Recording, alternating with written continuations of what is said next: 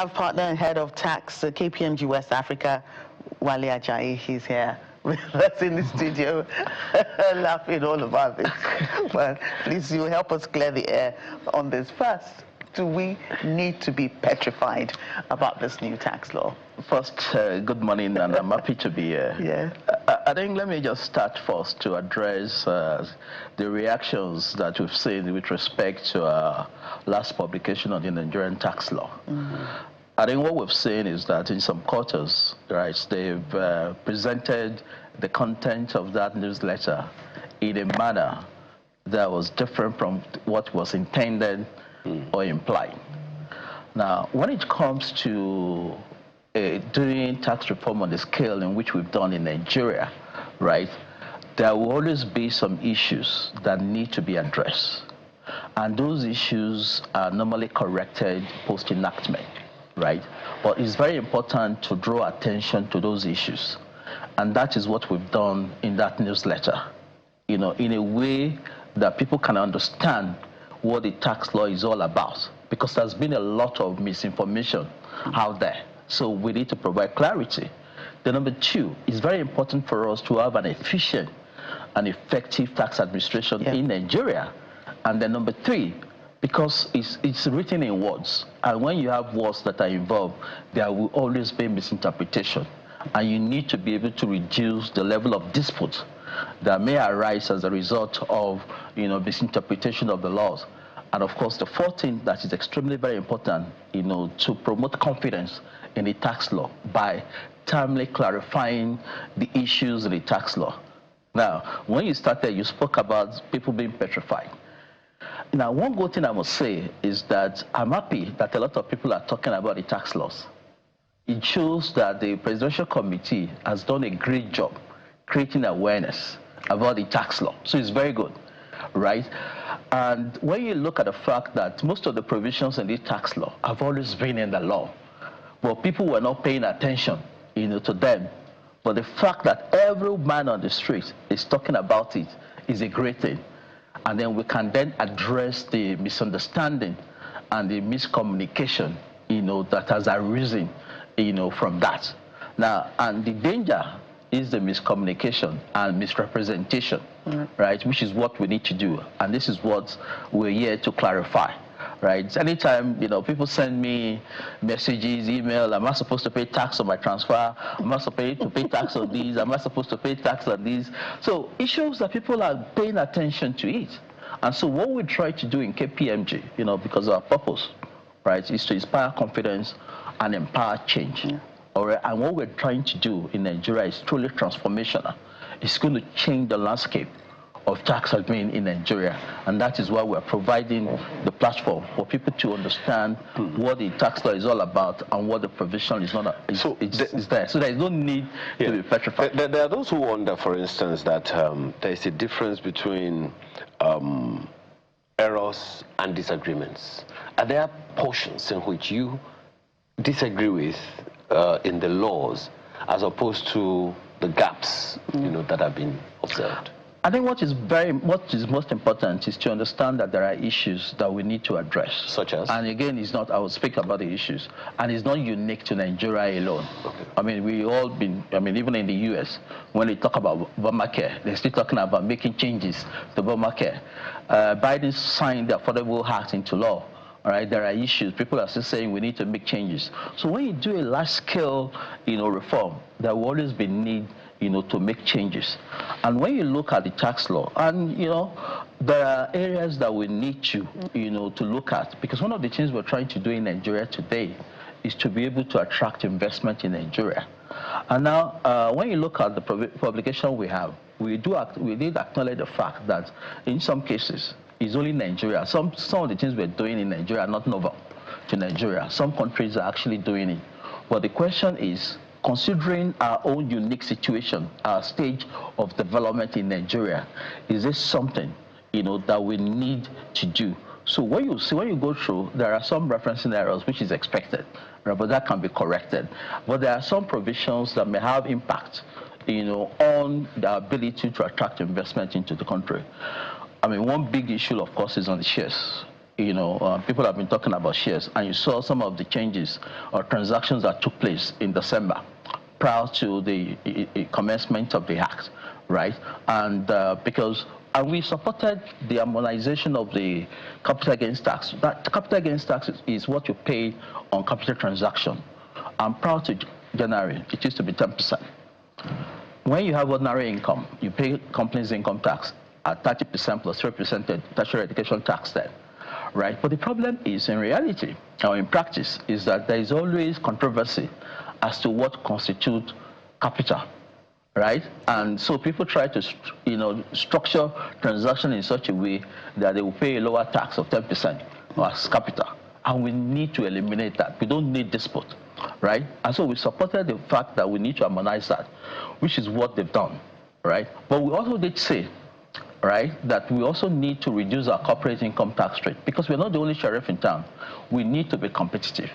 And that was going to be the direction of travel until the VAT issue, because you reduce your corporate income tax and you increase VAT, because the cost of collection of VAT is lower than companies' income tax. But that wasn't done. And so what we're then saying is that since that has not been done, then we need to consider the rate of our corporate tax and bring the rate of tax down so that people do not leave Nigeria. You don't have capital flight. That is one. Number two, one other issue that is extremely important is what you call indirect transfer of shares. So, for example, if you have an Egyptian company that owns shares in a Nigerian company, that owns a Nigerian company, and that Egyptian company is owned by an Indian company, right? And the Indian company sells the shares in Delhi, right? What we're saying now, prior to now, that shares is outside of Nigerian tax jurisdiction. But now we're saying that they must pay tax. Now, some countries do that. It's called indirect transfer, which is fine, right? There's nothing, because some countries do it. So it's nothing that is wrong with that. But the question is, we need investment in Nigeria.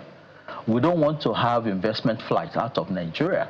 So that is one area that we need to look at. So what we're trying to do is to draw attention to those issues. Sorry, on that one, my apologies. On that one, are you saying that we shouldn't collect taxes from them? No. What I'm saying is that given our stage of development, we're talking about an Indian company that owns an Egyptian company that owns Nigeria. It's called indirect transfer. Under the law now, they will pay tax on that transaction that took place in India. Prior to now, tax will not be applicable because indirect transfer, and some countries do that, right? And we're right to do that because we have a 24 trillion deficit in revenue that we need to plug. So that is fine. But at the same time, we also need foreign investment, right? And so what typically then happens is that there's a chicken and egg thing, that we want people to come into Nigeria, and people have options, and they look at areas and jurisdictions that have lower tax and move. My apologies, Mr. Ajayi. Is there any right-thinking businessman in the world that would ignore a 200 million man market simply because of a fraction of tax? Well, I'm just wondering. Maybe I don't know business. No, your tax is not one of the considerations that investors will. It's one of the list. It's not one of the biggest considerations. The first one, obviously, is stability and security. Right? Once there's stability and you can enforce legal contract, that is fine. The issue is Nigeria has a big market, right? There is no doubt about that. More than 200 million people, right? But as an investor, right, what you're looking for, okay, because there are differences between direct investors and portfolio investors. Right? Portfolio investors are the guys that are on the stock exchange. They are making money. Direct investors are the ones that come in here and set up factories, set up plants, and what have you.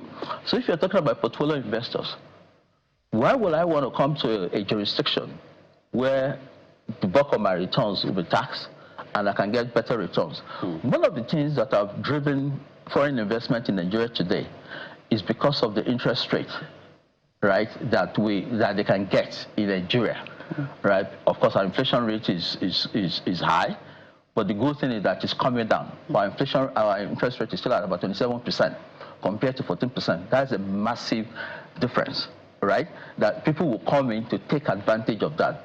So what that does is that once that changes, there will be a capital flight. Okay. So that's the issue. Okay. Well, one of the I've tried to consume as much of the issues you raised, as possible, and I also see that Mr. Oyedele's team have also responded to all the issues that you have raised. But looking at it generally, do you think, because there will always be contestations? Yes. Do you think the tax appeal system embedded in the general tax administration in the country today, do you think it's capable of addressing some of these issues? What you want to do is to try as much as possible to eliminate or reduce disputes. It's only when you have disputes that people go to tax appeal, right?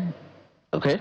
So what you want to do is to try as much as possible to have a situation where people understand what the law is.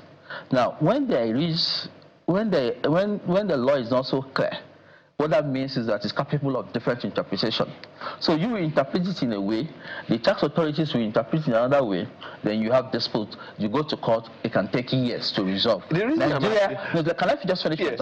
Nigeria is not better for that, because that takes days, hours, years to get the revenue. So once you can clarify that, it works. Then when it comes to appeal, the good thing is that appeal process in Nigeria is gaining ground. A lot of people now are not challenging the decisions of the tax authorities. But it's not yet where we should be, but at least people are challenging, right? And which is very good, because there is a process for that. The reason I raised that issue actually is, when you say that, we want to eliminate as much as possible, there is a law in Lagos State. You shouldn't be charging people more than 6 months rent, for instance. Yes.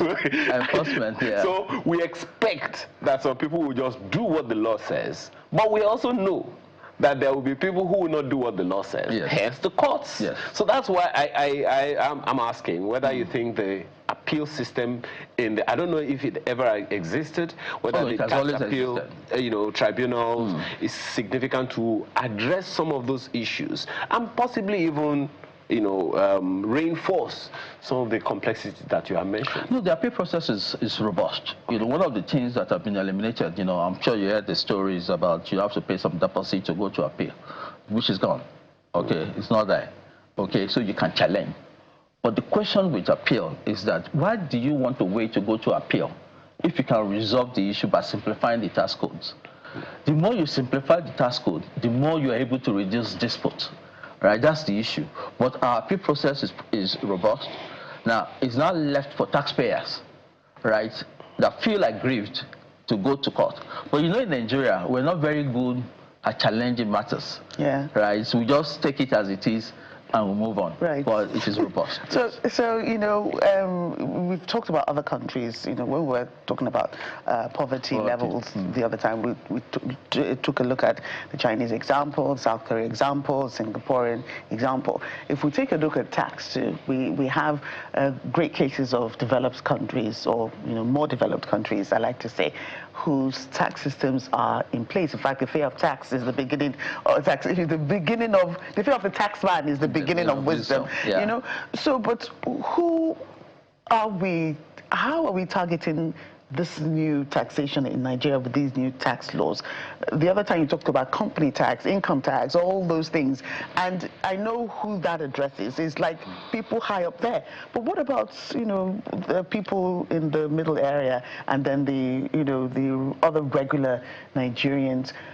They say that they don't have to be afraid because there are lots of aspects of their lives that the taxes will not affect. Yes. But what's the percentage of the taxation of the big companies and the wealthy Nigerians to low-income earners? Where do they come in? Because they will too have to pay some level of taxes if we want to get the revenue that we're hoping to get from this new tax laws. I think one thing to look at it is that when you were talking about taxation, you look at the cost of collection and how much you're collecting from that.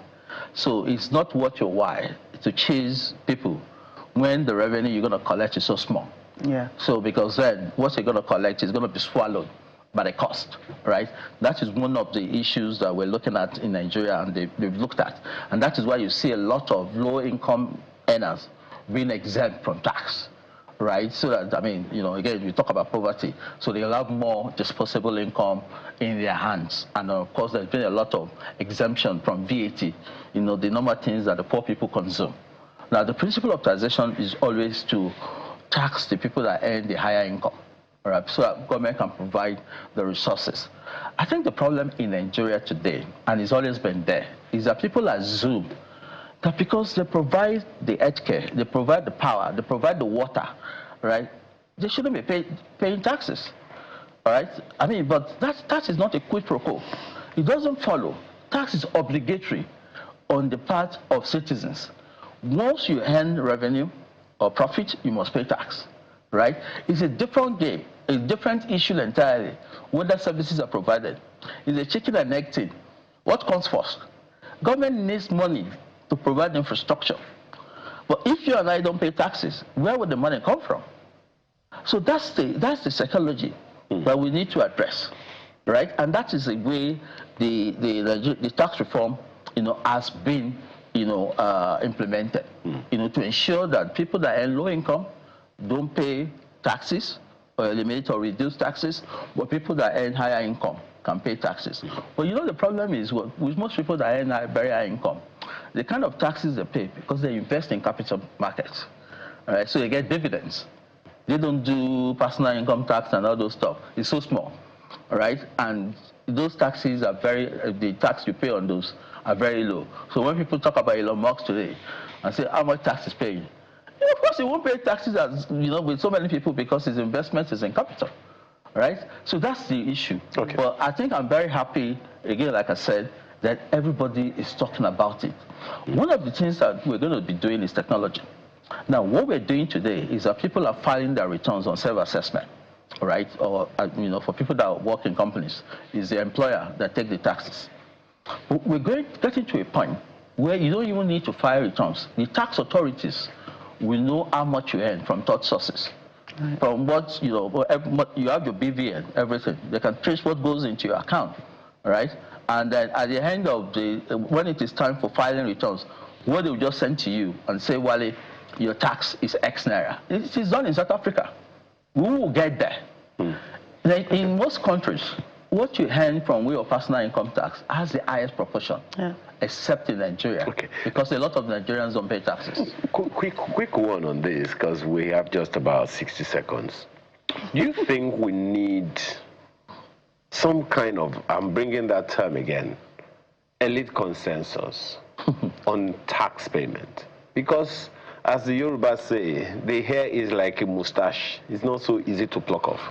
So no matter how little the amount is, you really don't want to part with your money. So do you think we need that kind of consensus that can incentivize others to say, if I'm paying taxes because of you, and so you too should be able to pay a fraction? I think the fact of the matter that every Nigerian needs to know and acknowledge is that once you earn income, you must pay tax. It's an obligation that is required of every citizen that earns income. Now, the issue of whether government provides services or not is a different matter entirely. You can exercise that, at the election time. But when it comes to tax, people need to know that. And I think that is what is missing. So if we can all believe, you spoke about the fear of taxman in the US or in the UK. If the taxman calls you and say, bring this, you had better bring it. You had better respond to the letter. Any letter that is sent to you, lose more. You lose more. So it boils down to enforcement. We're not yet there. Oh, wow. But we'll get there with the reform that we've just done. Absolutely.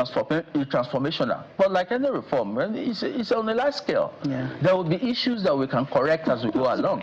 Absolutely. And that is what is going to happen. Yes, Thank definitely. you. Thank you so much, Mr. Wale Ajayi. Yes. Head. Partner and head of tax, KPMG, West Africa. It's a pleasure having you again. Thank you so much. Interesting conversation, I must say. Do not fear the tax laws. All tax people know themselves. They do.